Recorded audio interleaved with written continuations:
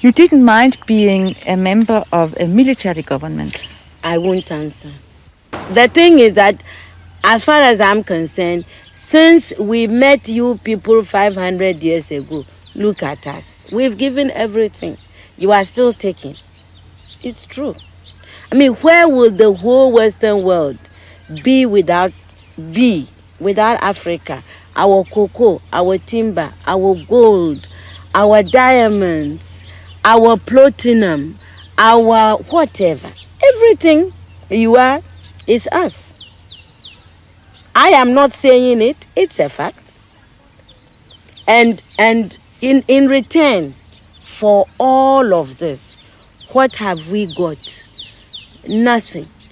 Anti-personnel indoctrination against ourselves.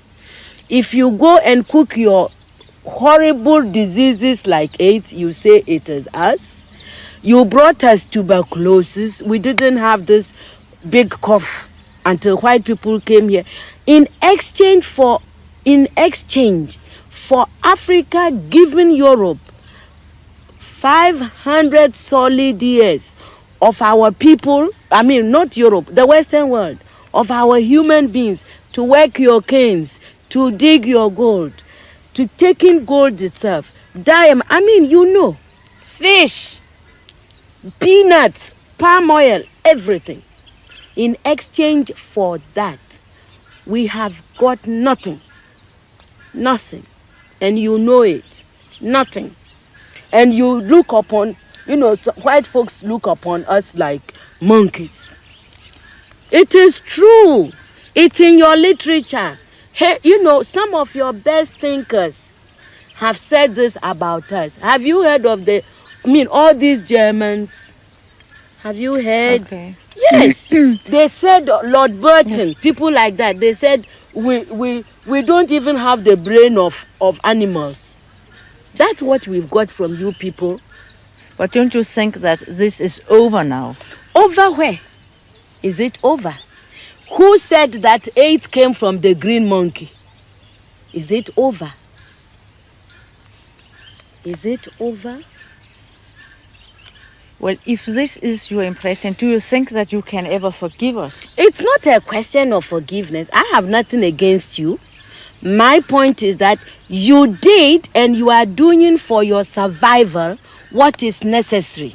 We can't blame you for that. The fact that we didn't do enough for our own survival and we are still not doing enough for our survival, that is not your problem. Even everybody that God has created has a sense of survival. And if we don't develop it, we can't blame white people. You came here because you needed these things. You took gunpowder from the Chinese. You needed them to shoot people. Do you consider AIDS as a new form of colonization? Of course. Why? That's why. My people, the Akans, we have a proverb. It says that good morning, thank you is never enough to salt anybody's food forever. You cannot build your life on thank you, morning, thank you, English, thank you, God. Which is what aid makes, we are always receiving. Nobody, look, and I don't care who hears, nobody anywhere in this world is going to send you their best of anything. Do you see? Neither the experts nor people, you give us what you can afford. Aid is the leftover. Really, and it cannot be enough. You can, when the world is now the world is one place, so there is nothing wrong if my house is in a crisis and you offered me something. There's nothing wrong, because there is interrelationship. But a whole nation, a whole continent cannot live forever on aid. And I think we are in Africa, we are in danger of making foreign aid a kind of policy that is wrong. I think that it humiliates our people. The people in the villages have not asked anybody to go around begging on their behalf. Well, I'm being a writer, really. It is crazy. It is a very self-consuming kind of activity. You sit in a room, you write, and you think that other people outside want to hear it. The tensions of, writing a book, it's tense. When you finish writing the book, you are tense because you wonder, how will the publishers and editors react to a book, to a story? Even when it's published, you wonder, why are they saying that my books are selling in Ghana, in Nigeria, in Sierra Leone, Botswana, Lesotho, even South Africa, Kenya, and I'm still so poor? So all of these issues are part of the real horror of being a woman, a writer, an African. But you don't stop writing because of any of them. You just go on. Yeah, because there is a policy of the American government.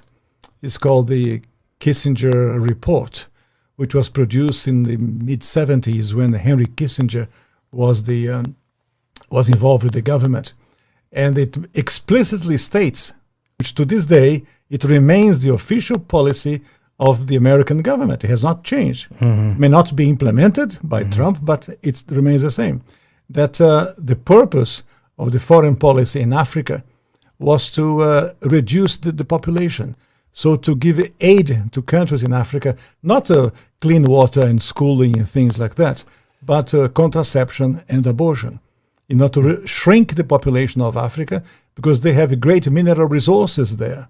That sounds diabolical. It is, yes. That sounds like something conceived in the mind of Margaret Sanger. Yeah, definitely. And so at the time, Kissinger and those involved with the Carter administration wanted to shrink the population, make sure that the Africans do not develop and do not use the resources for themselves, because we in the States, we need them. There is a concerted effort of foreign powers to control the population of Africa. Africa is a huge continent, could feed thousands of more people, but the policies of the West, especially in Europe. For example, between 1990 and the year 2000, the United States, Canada, and Europe contributed about $6 billion in contraceptives, not to help the people, not to give clean water, clean food. That is not to fight malaria, for example. No, of course, perish the thought. Never let them die. That's the whole idea.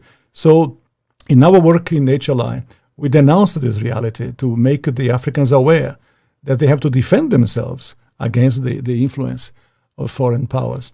Is it just the United States, or do you believe that China is also playing a role in jockeying for the resources of Africa? China is playing a major role because China is buying property in Africa. For example, in Mozambique, which is a Portuguese-speaking language country, when Portugal was in charge of Mozambique, they used to export rice. Now they are importing rice from China because they cannot produce. The socialism has wrecked the production of rice. And the Chinese come and buy farms. So about almost a third of Mozambique belongs to China. So I was in other countries of Africa, the same reality. In South Africa, the Chinese are buying property, buying land in Africa. And they send their own workers, the Chinese workers. They don't employ people of the place. They send their own workers to populate and to live in